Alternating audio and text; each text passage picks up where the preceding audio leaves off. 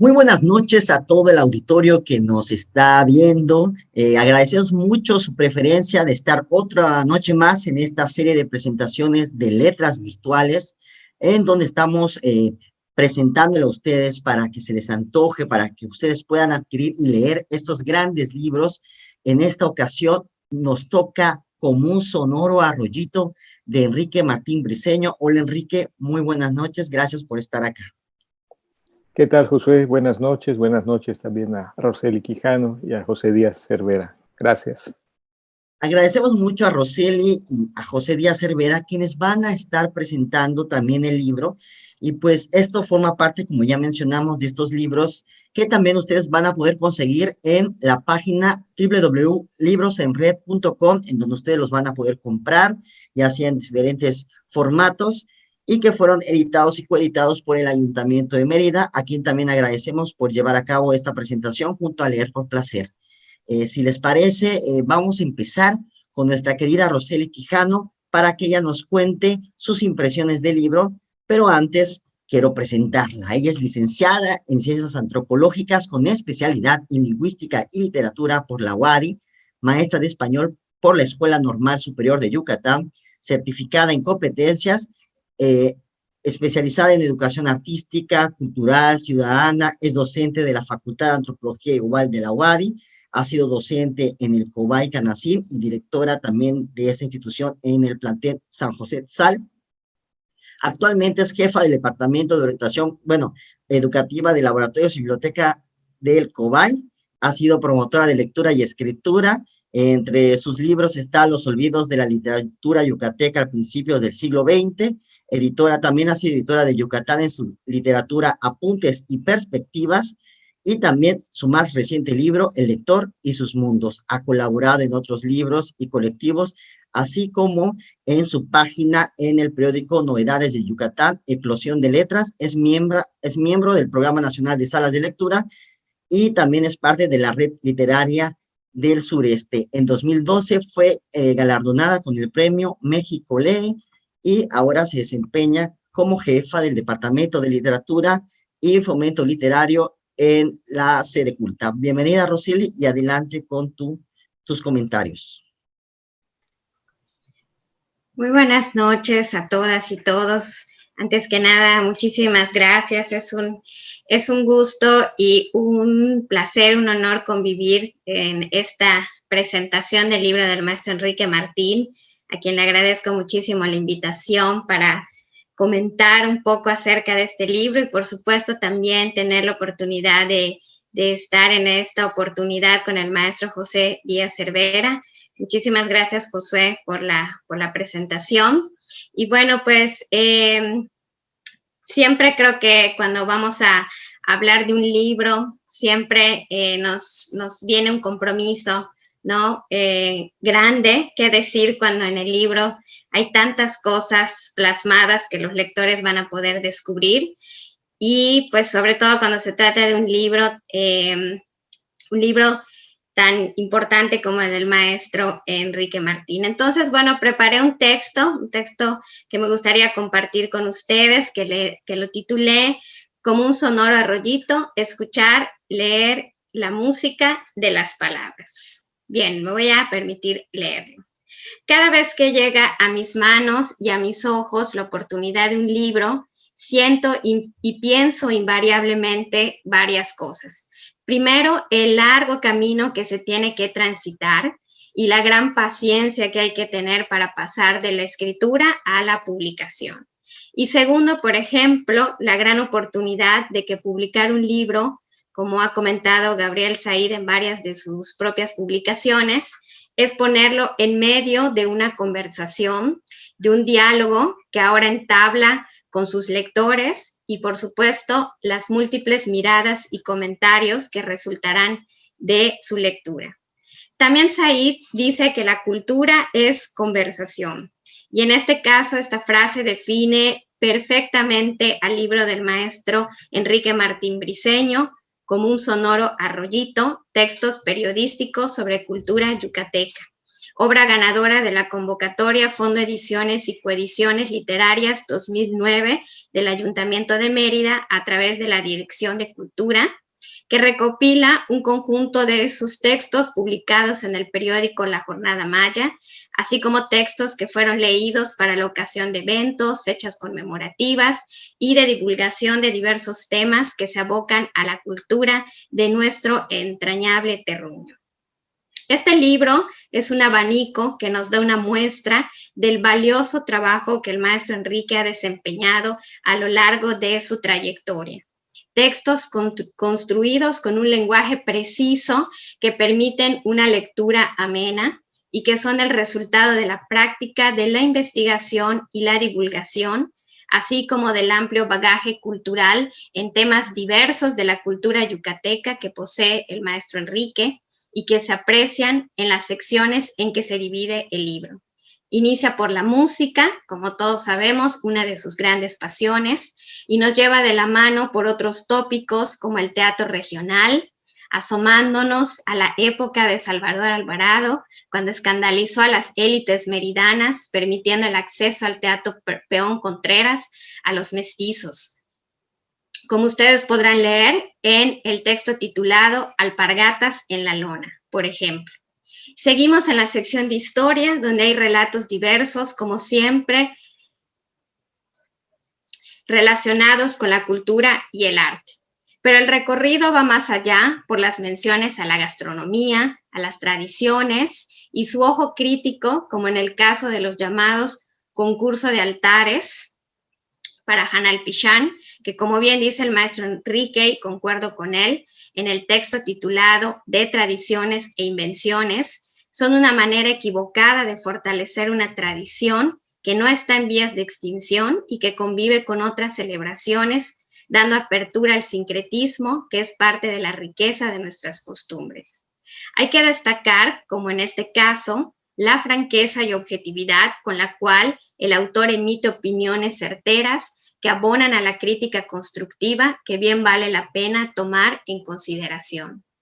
Apartados importantes son también los que dedica la reflexión y opinión crítica sobre la situación actual de la lengua y cultura maya, haciendo mención de proyectos y actividades que se han dejado en el olvido, así como otras que se han llevado a cabo con éxito, algunas de ellas incluso impulsadas por él mismo y las cuales han contribuido para visibilizar el trabajo de los artistas, como es el caso que expone en el texto titulado Mayaón. De la misma forma, en otros textos que incluye este libro, se hace mención de escritores en lengua maya de distintas generaciones, así como publicaciones dedicadas a la literatura que se gesta desde el corazón de quienes, cito, además de su actividad creativa, personal, se afanan por preservar, desarrollar y difundir su cultura desde distintas posiciones. Fin de la cita. Es un tema latente que pone sobre la mesa y en el cual hay muestras de su genuino interés y trabajo en torno a ello. Hablar de libros es otra forma muy esencial en la que el maestro Enrique nos ofrece su visión con los anteojos de su vena antropológica, de literato, de investigador, de lingüista y mucho más que en esencia es. Así en este libro hay varias de sus recomendaciones a diversos títulos, especialmente relacionados con la historia musical y literaria, a la que con solo sus comentarios nos sentimos impulsados a leerlos.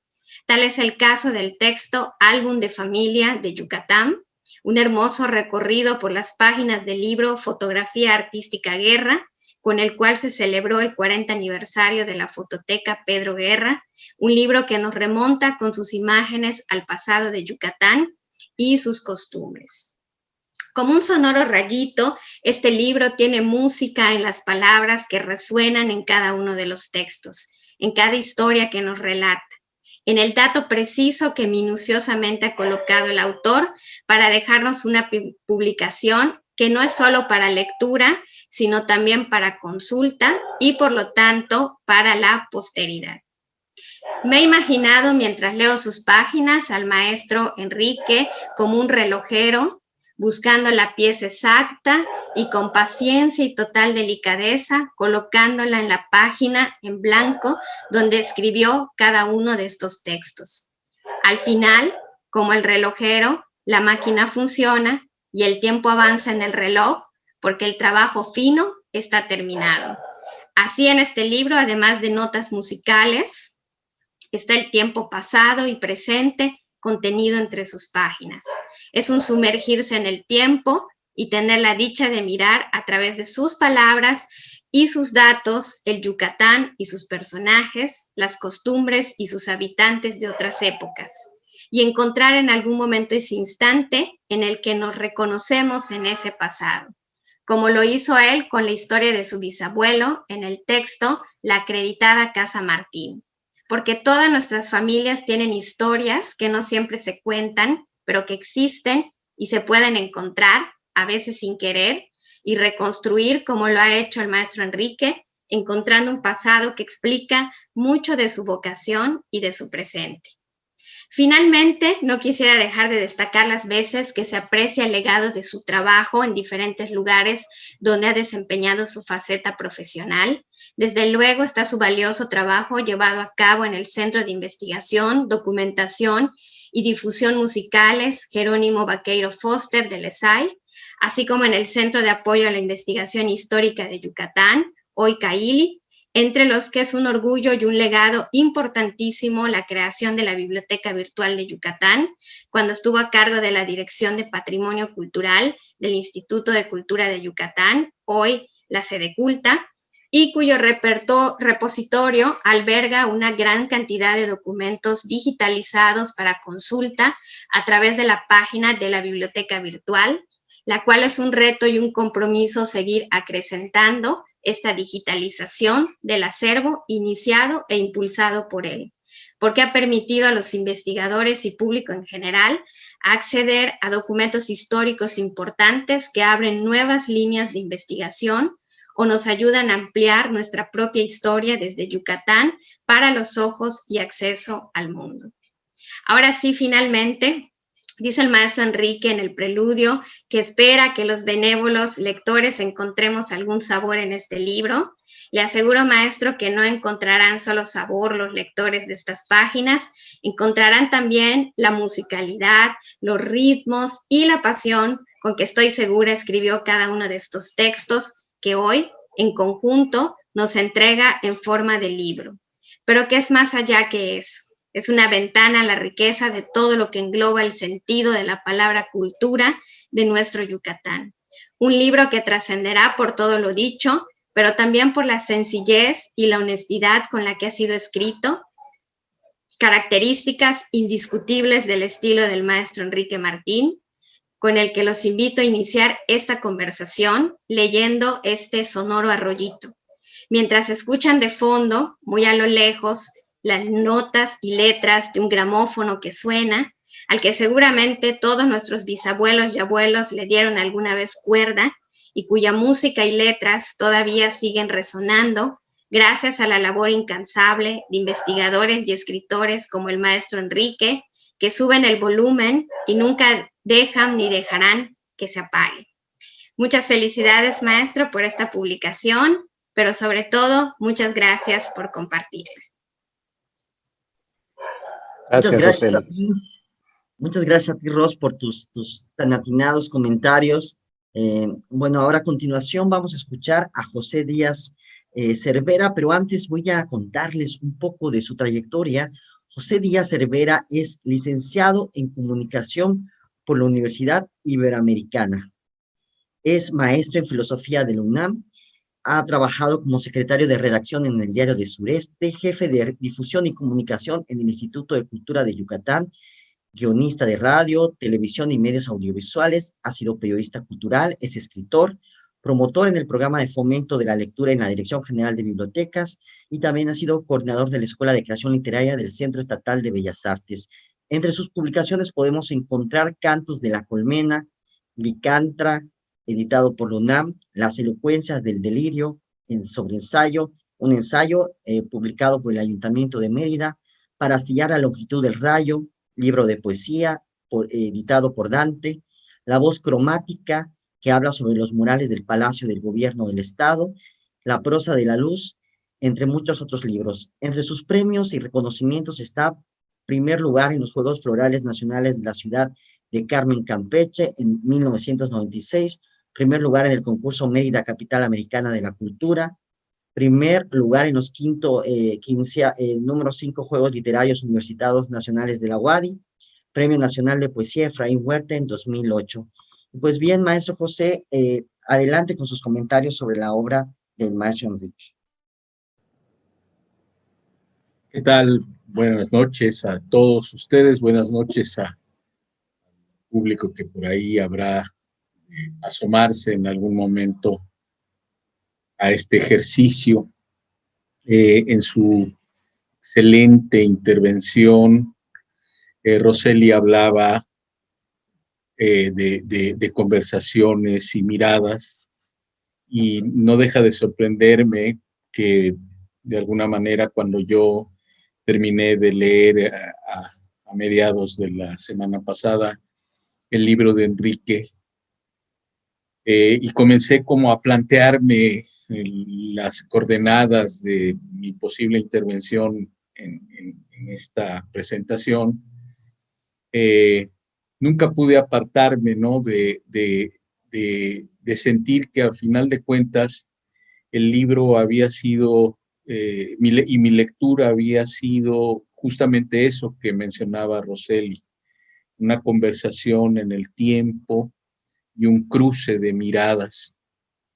Producto de esta perspectiva, yo hice también una presentación formal en un texto.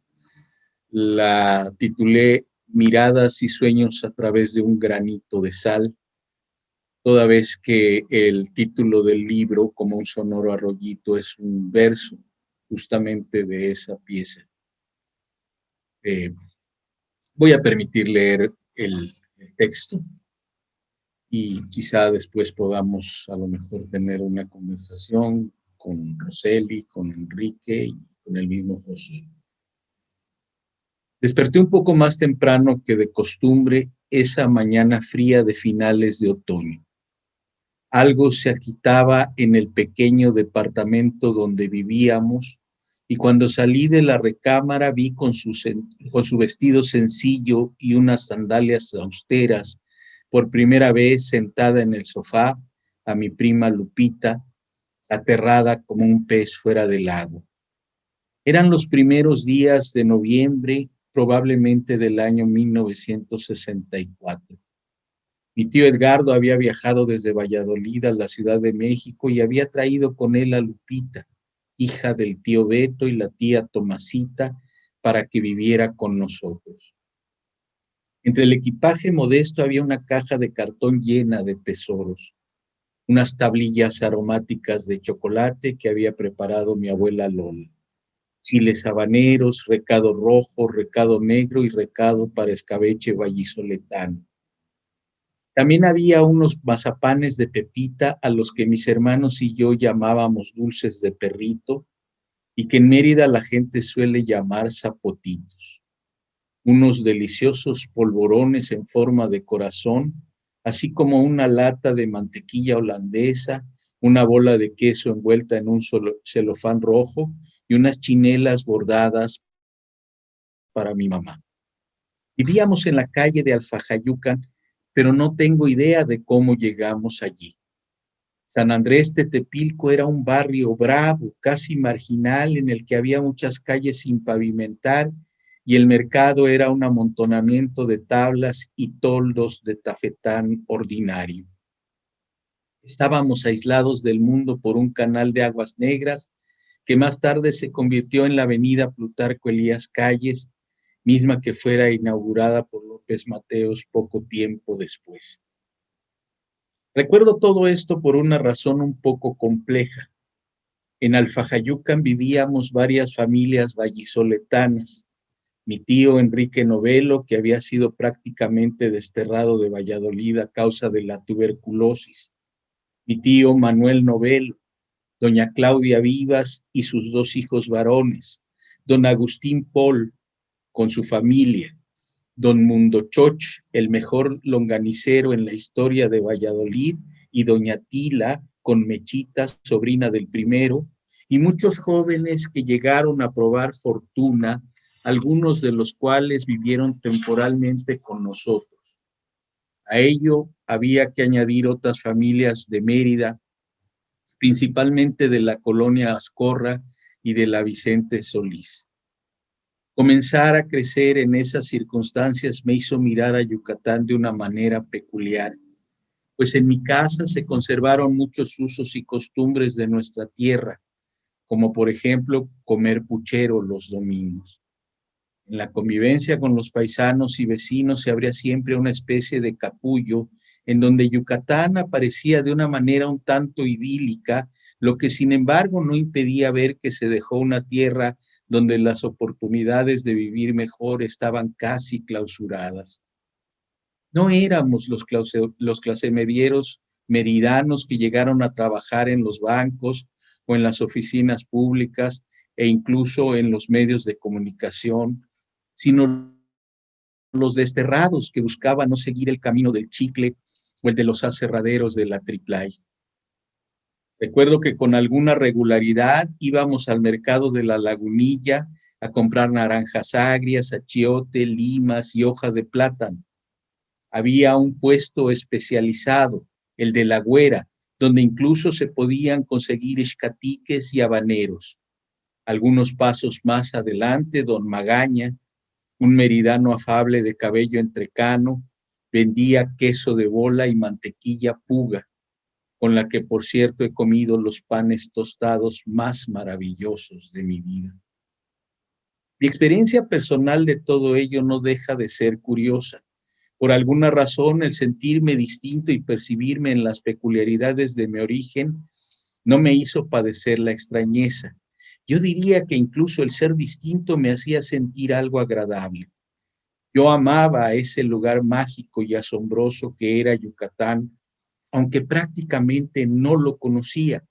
No era fácil venir, el viaje en camión duraba entre 28 y 32 horas y el viaje en tren cerca de 50. Cuando en la cocina del departamento hervía el frijol cabach o cuando entraba en casa de doña Tila y sentía los aromas de la longaniza vallisoletana, el mundo era bueno, igual que cuando mi padre ponía en su tocadiscos algún long play que llenaba el ambiente de algo noble y maravilloso que le hacía cosquillas a mi corazón, con un rumor que estaba más allá de mí, pero que me hacía regresar siempre a la primera luz, al aroma primigenio o a la forma proteica donde el ensueño nos dicta sus sentencias. Peregrino de amor vagaba triste por sendas oscuras y de abrojos. Amo la Ciudad de México. Allí están mis recuerdos. El primer café capuchino en los bajos de la Torre Latinoamericana, la pedrada anónima que me rompió la boca porque no quise pelearme a golpes con mi mejor amigo, la armónica de Love Me Do en el radio portátil que un grupo de muchachos escuchaba en la acera de un callejón, la Zona Rosa, la Prepa 6, la Ibero, el descubrimiento de la poesía, las otras voces que aparecieron y que me hicieron ver que la realidad era una especie de concierto desconcertantemente estimulante, los otros sabores, los otros aromas, los olores. Me he dado permiso de divagar, no por eludir los compromisos implícitos que supone la presentación de un libro, sino porque la lectura que hice de esta obra reciente de Enrique Martín, hábilmente titulada como un sonoro arroyito, me conduce justamente a esa corriente del pensamiento que se regodea en recuerdos, asociaciones, reflexiones, sensaciones y emociones que desde los diversos tópicos que tocan los ensayos puede movernos casi hacia un antojo. Leí el libro de Enrique como si estuviera en medio de una charla con él. Me estimularon las convergencias y las divergencias, las pasiones compartidas y la coincidencia con respecto de nuestros intereses intelectuales en torno a Yucatán. Muchos de los tópicos abordados por Enrique Martín en artículos diversos han sido tema de algunas de mis colaboraciones periodísticas. No se ve igual el mundo desde el centro que desde la periferia, pero a veces el centro es en realidad una orilla, y eso en las culturas es determinante, según nos lo enseñara sabiamente Antonio Gramsci, cuando desde una celda comenzó una extraordinaria reflexión sobre la dimensión política de la cultura, en tanto que ésta se constituye como representación del mundo estructurada en torno a una perspectiva hegemónica, pero construida con retazos de perspectivas no solo diversas, sino hasta contradictorias. Yo era un niño de la periferia, un vallisoletano viviendo en una colonia populosa de la Ciudad de México, el centro hegemónico de este país. Mi perspectiva de Yucatán no era la de alguien que vivía en Mérida. Para mí, Yucatán era Valladolid, era la sonrisa de mi tía Fita, era el barrio de San Juan, era mi abuelo moliendo el cacao, era un panucho de la rancherita en el entonces recién inaugurado Bazar Municipal. Mérida era solamente el recuerdo más fantasmagórico de una visita a Santiago para saludar al tío Panchito Novelo, párroco de la iglesia, y una visita a la tía Amparito en un caserón lujoso de la avenida Itzáes. Mas el libro de Enrique Martín me permite ver lo que no había yo visto tanto de Mérida como de Yucatán, y me permite hacerlo ayudado por la perspectiva de un emeritense que no solo tiene los ojos y los oídos abiertos a su realidad, sino también una sensibilidad y una lucidez que le permiten eludir cualquier tipo de idealización sin detrimento de un compromiso de amor y fe para con esta tierra. Enrique no solo nos obsequia el dato preciso, la información escrupulosamente documentada y la referencia puntual del investigador, sino también su mirada, sus recuerdos y toda la emoción que lo produce hablar de aquello que toca de manera directa su corazón. Y es que eso que llamamos genéricamente cultura es en realidad un crisol de distintas perspectivas de lo real que dialogan y luchan entre sí, permitiéndonos soñar, recordar, creer, querer y hasta rechazar. Si algo es apreciable en el libro de Enrique Martín, es que en él no se insiste en repetir ese fetiche conceptual que bajo el nombre de identidad se ha convertido en una especie de piedra filosofal para muchos. Antes bien, la obra nos ofrece algunas coordenadas que nos orientan en los territorios de esa suerte de entelequia que llamamos cultura yucateca.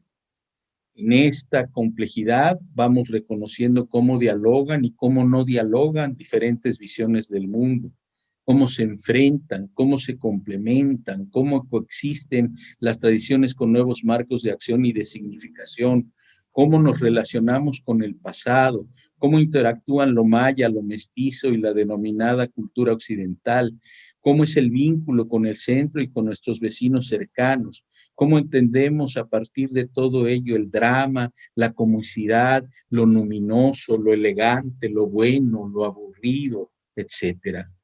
En el balance, lo que aparece no deja de ser sorprendente, pues aún entre los meandros del conservadurismo vemos cómo en Yucatán se van generando respuestas a las necesidades simbólicas de nuestros tiempos y cómo a pesar de la fuerte influencia de los medios electrónicos de comunicación e incluso por efecto de la misma, la cultura popular va generando productos alternativos cuya vitalidad no puede ponerse en tela de juicio.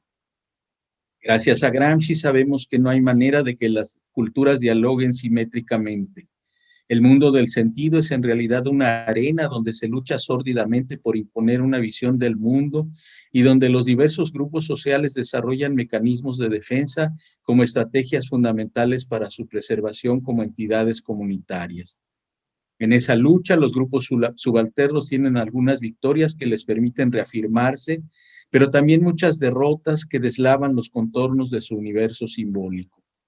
Si bien entonces podemos ver cuánto ganó la canción yucateca con el desarrollo de la industria discográfica, También tendríamos que ver cuánto ha perdido en las últimas décadas por efecto de la misma y como resultado del neoliberalismo y del auge del crimen organizado en nuestro país. ¿Cuánto perdimos, por ejemplo, cuando empezamos a acompañar con una Coca-Cola una torta de cochinita? ¿Cuánto perdemos cuando por la discriminación un joven decide no hablar más la lengua maya? ¿Qué tanto se diluye de nuestro marco de referencias la manera en que se baila hoy día la jarana o el exagerado tamaño del jubón de los ternos de las bailadoras? Sigue siendo el terno el traje típico de Yucatán, aun cuando la solapa desproporcionadamente ancha del mismo y los bordados con flores gigantescas nada tienen que ver con el antiguo refinamiento del bordado yucateco.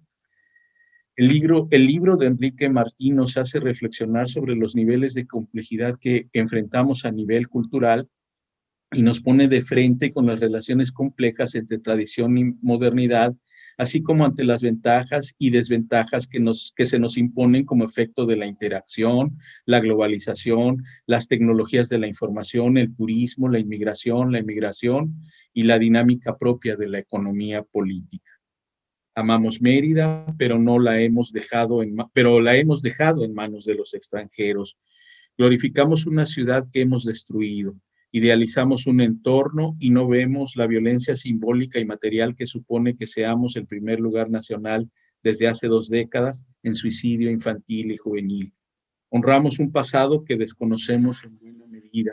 Nos enorgullece la cultura maya, pero discriminamos a sus protagonistas. Eso somos, para bien y para mal. Paso a una estación a poner gasolina a mi automóvil. El empleado activa la bomba y espera junto al depósito para cerrar el tanque, mientras su radio pergeña una canción interpretada por una banda del noroeste del país. Si me hubieras pedido, te juro que yo habría corrido hasta el fin del mundo para darte mi mano, pero ahí está lo malo, no fui correspondido. La música estridente y la pobreza literaria de la letra me hacen preguntarme cómo es posible que alguien pueda tener placer estético con este producto. Me parece increíble que en Yucatán esta música sea tan popular. ¿Cuánto hemos ganado? ¿Cuánto hemos perdido? ¿En qué recodo se extravió el sonoro arroyito de Pepe Domínguez? ¿En qué paraje reaparecerá diáfano y fresco? Tal vez no tardemos mucho en saberlo. Y el libro de Enrique es un factor decisivo para llegar allí. Gracias. Muchas gracias, José, por tu participación. Ahora le toca el turno al autor del libro que nos ha reunido aquí esta noche y voy a leer un poco de su trayectoria. Enrique Martín Briceño es un actor clave en la vida cultural de Yucatán, pues desde hace 3 décadas su labor en la preservación de la investigación y difusión de la historia y la cultura ha quedado plasmada en diferentes libros, artículos como la Enciclopedia Yucatanense, actualización 2018, Allí cante el ave, ensayo sobre música yucateca, Museo Yucateco en 2014, Cushan Antan, voz viva del Mayab, Chancil y otros precursores de la canción yucateca, Cuti Cárdenas, cancionero en 2006, entre muchos otros. También a su paso de estas instituciones como el Centro Regional de Investigaciones, Documentación y Difusiones Musicales, Jerónimo Vaqueiro Foster, el Centro de Música José Jacinto Cuevas, la Escuela Superior de Artes de Yucatán, la Biblioteca Yucatanense y la Biblioteca Virtual de Yucatán. En su producción periodística confluye en su formación profesional, pues cuenta con una maestría en ciencias antropológicas y su quehacer como funcionario cultural, su compromiso con la divulgación y su vocación literaria. Actualmente es el director general de la FILEI, la Feria Internacional de la Lectura de Yucatán. Pues bienvenido, Enrique, y adelante con tu participación. Muchas gracias, Josué. Muy buenas noches a todas y todos quienes nos están viendo. Agradezco antes que nada las palabras tan sensibles e inteligentes como generosas de Roseli Quijano y de José Díaz Cervera. Quiero creer que, aparte de reflejar el aprecio que me tienen, también responden a una lectura objetiva de los textos reunidos en el libro que hoy presentamos. Tanto Roseli como José conjugan el ejercicio periodístico con la labor académica y la creación literaria en el caso de José. Por ello valoro muchísimo sus comentarios que me han mostrado aspectos de mis escritos en los que no había caído en cuenta. Mi gratitud también, como no, a Josué Morelos, a la Dirección de Cultura del Ayuntamiento de Mérida, y a Leer por Placer por organizar esta presentación. Ojalá que mi libro se pueda leer por placer, en efecto. Por supuesto, agradezco mucho a todas y todas los que nos están viendo a través de Facebook, con la explosión de actividades digitales que hay ahora, con las muchas horas que uno tiene que pasar ante la pantalla en reuniones virtuales. Lo que menos se antoja a las 8 de la noche de un jueves es conectarse para ver la presentación de un libro. Por eso sé que ustedes lo han hecho porque me tienen afecto y esperan por lo menos no aburrirse. Lástima que no pueda animarlos con la ilusión de un brindis final con una copa de vino o un vaso de cerveza, pero les ofrezco hacerlo apenas sea posible.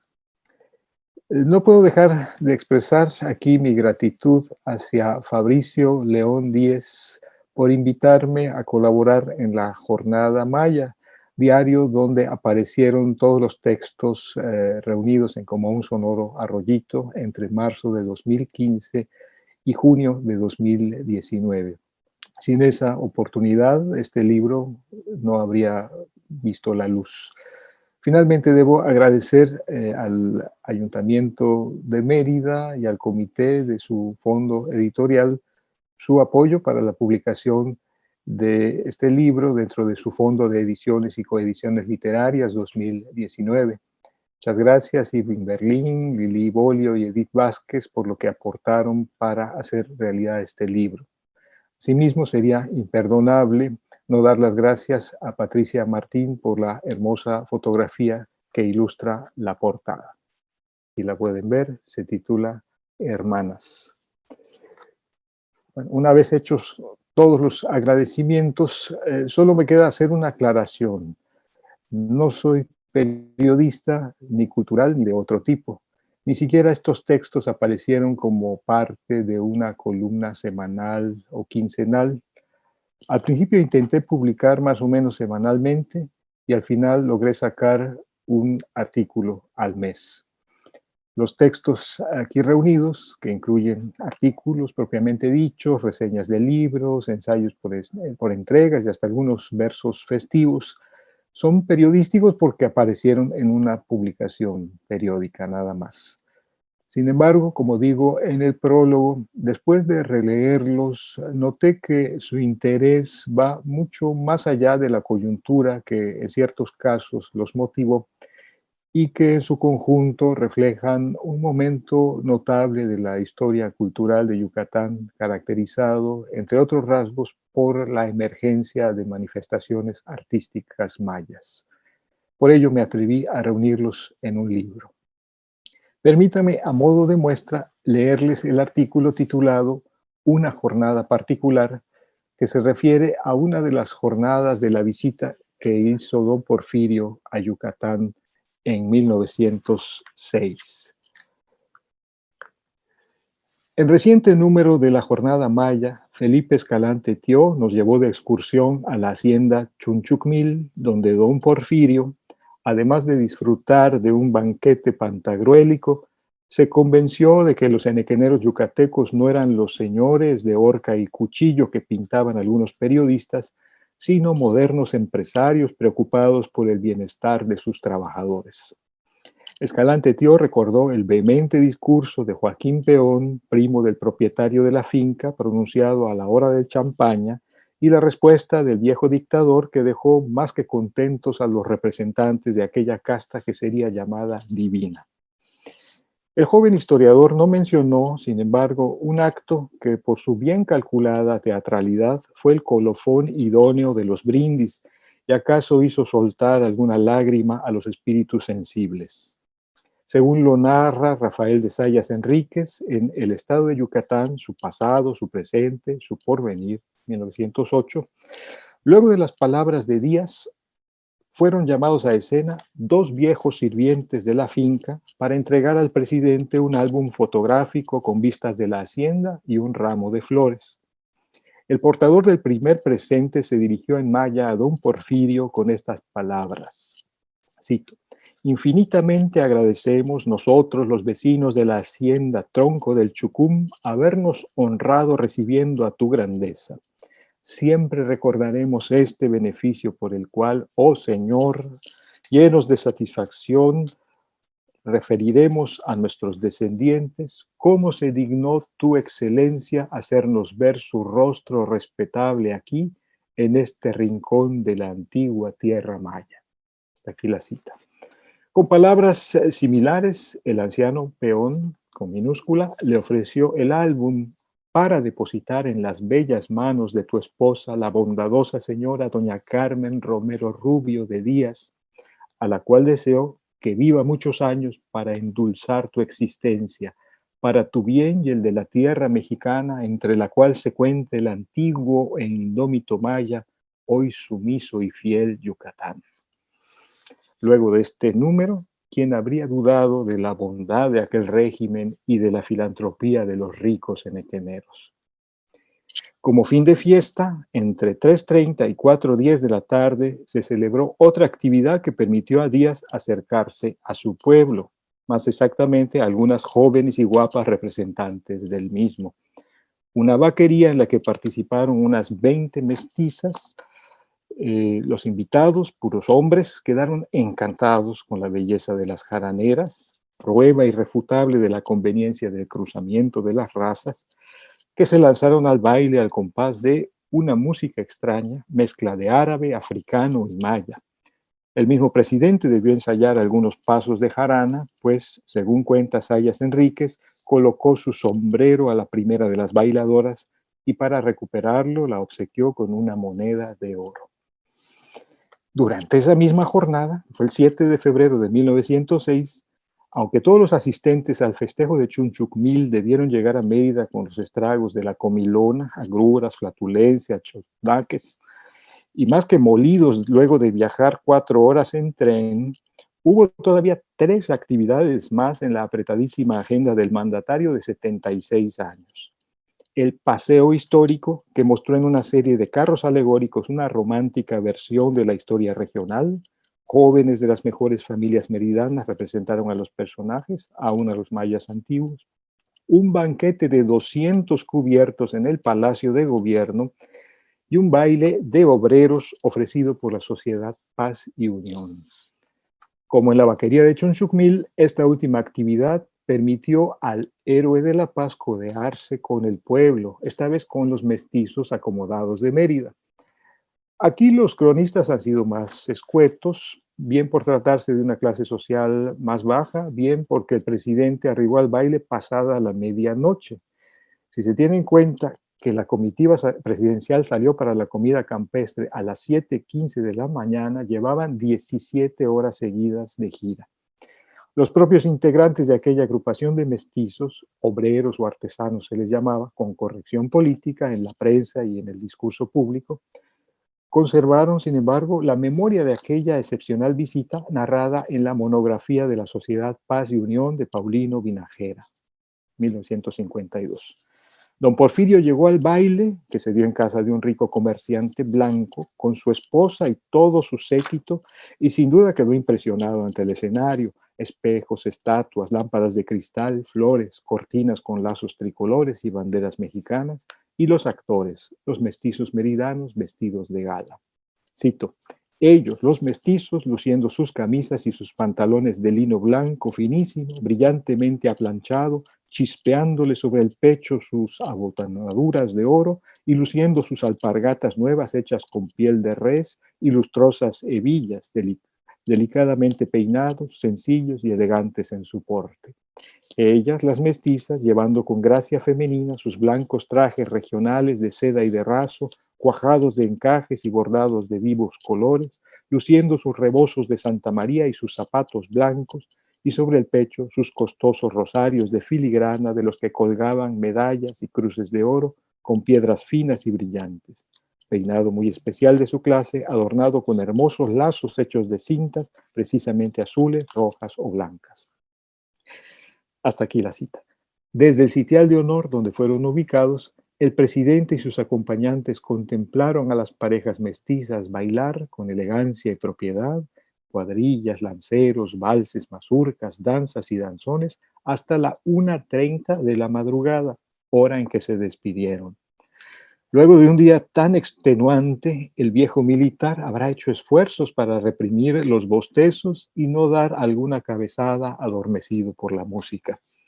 Pero su presencia en aquel baile era indispensable como coronación de una jornada en la que la oligarquía enequenera había tenido como principal propósito desmentir a quienes denunciaban la injusticia imperante en el Estado.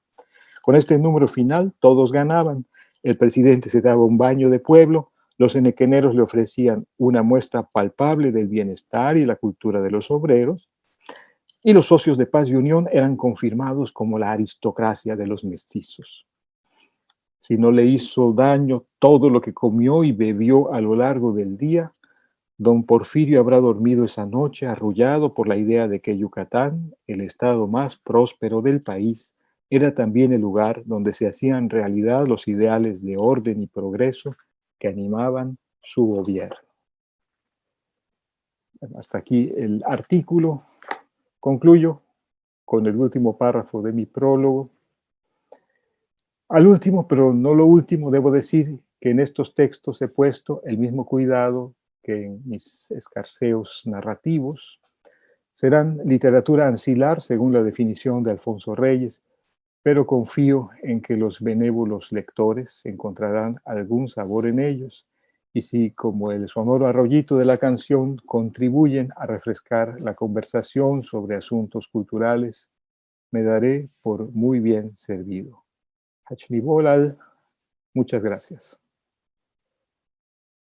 Muchas gracias, Enrique. Muchas gracias por contarnos y por antojarnos este libro tuyo que hoy presentamos como un sonoro arroyito. Para finalizar, me gustaría que en un minuto, en el mismo orden que empezamos la presentación, Roseli, luego el maestro José y de último tú, Enrique, en un minuto, a manera sintética, pudieran vendernos o pudieran ofrecer a los lectores una síntesis y nos inviten a leer este libro como un sonoro arroyito de tu autoría, de Enrique Martín Briceño. Empezamos contigo, Ros, si te parece. Adelante. Pues ahora sí que está complicado porque precisamente en el texto dijimos, tanto el maestro José Díaz como yo, creo muchas cosas que hay que decir y que ampliar, pero si hay que sintetizarlo, creo que este libro es precisamente eso, es una oportunidad de entablar una conversación con el maestro Enrique Martín, porque es escucharlos, dialogar a través desde todo lo que él representa, pero aunque son artículos, como él bien ha mencionado, ¿no?, que fueron pensados tal vez para una publicación periódica, en realidad son pequeños retratos, son pequeñas escenas y es un ir y venir entre el pasado, el presente y lo que engloba lo que es la cultura de nuestro estado. Entonces creo que para los lectores, primero, la oportunidad de platicar, de conversar con el maestro Enrique Martín, que siempre es muy productivo. Y segundo, sumergirse en este tiempo de Yucatán, de lo que es nuestro Yucatán, y sobre todo también quedarnos con una reflexión y muchas cosas para pensar. Muchas gracias, Ros. Ahora usted, José.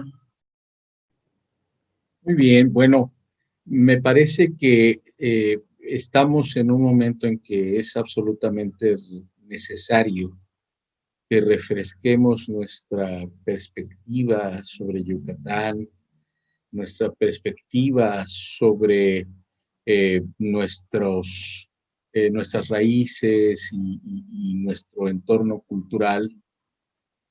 Yo creo que ese proceso, ¿verdad?, en el que podamos como renovar nuestras miradas en torno a lo que somos y a lo que no somos, tiene justamente en el libro de Enrique una piedra angular, ¿no? Decisivamente, hay muchos tópicos que se abordan, pero me parece que se abordan no solamente con un conocimiento cabal, sino además con una mirada muy refrescante que siempre nos permite reflexionar, atisbar ángulos que muchas veces no habíamos visto, o bien algunos que habíamos entrevisto, pero que cabalmente todavía aparecían un poco nebulosos